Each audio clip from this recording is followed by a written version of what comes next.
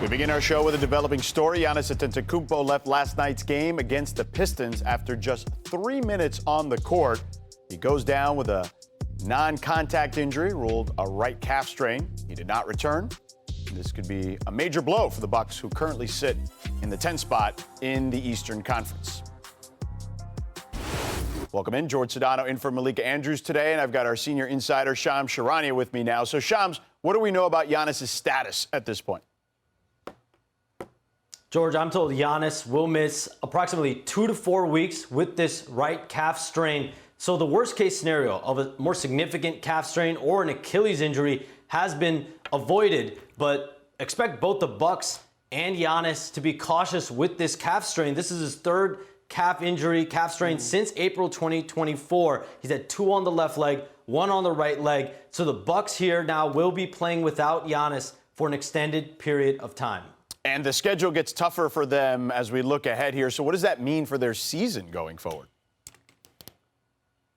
George, depending on their results, their outcomes without Giannis, it could very well shape whether the franchise has an open-mindedness to the realities around this season, around Giannis and his future.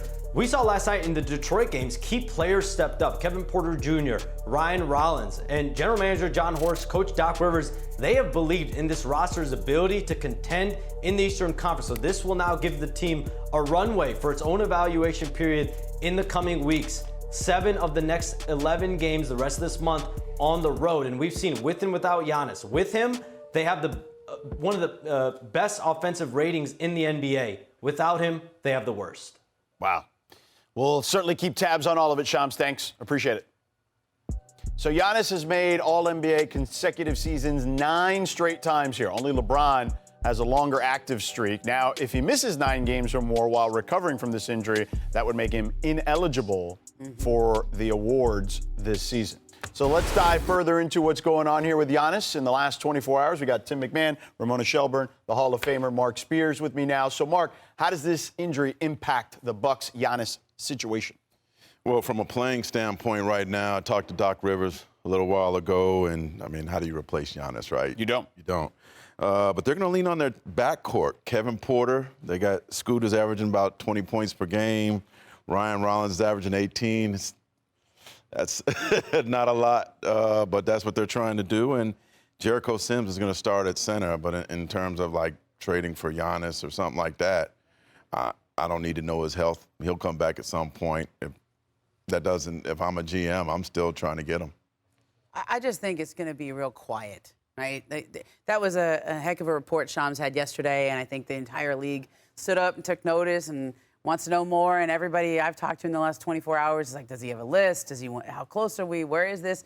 And because he's going to be out, because Giannis is going to miss, if it's a 4-week injury, that's 11 games. So that's 11 pre-games and post-games and practices and shoot-arounds that nobody's going to be asking him questions about his future in Milwaukee. And I think that's probably, other than the fact that he's not out there, that's probably good for the Bucks, because it's not going to be as much of a story and it's not going to be a distraction day-to-day, night-to-night.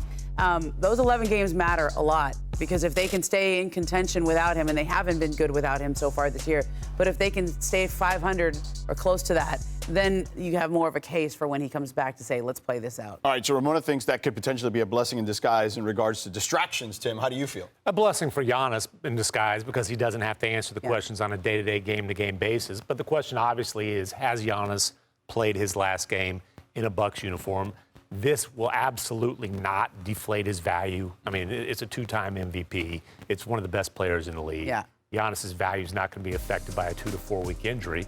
And look, we've seen as recently as last season a superstar get traded while he was recovering from a calf strain. By the way, I remember that one, for Tim. another superstar who was recovering from his own injury. Right. Yeah. Now, the difference here is if Giannis gets traded, it's not going to be in secret.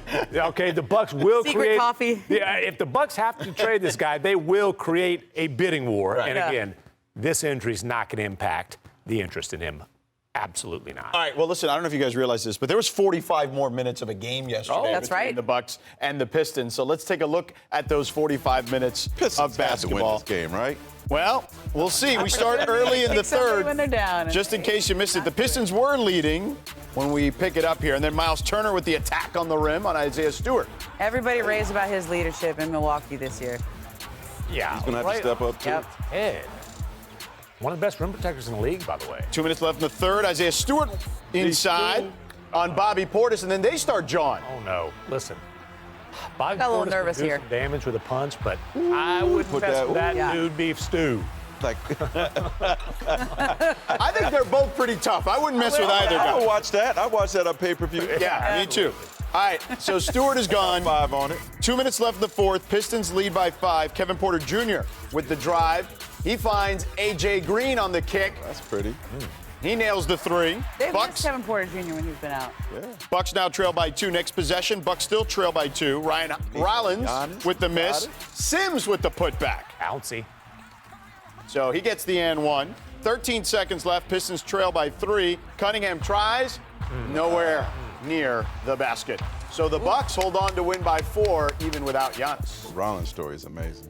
The Pistons are the highest scoring team in the paint this season, but the Bucks got the upper hand on Wednesday despite getting only 3 minutes from Giannis, who is the individual leader in paint points this particular season. Milwaukee's 79% clip in the paint was also the best by any team against Detroit this season.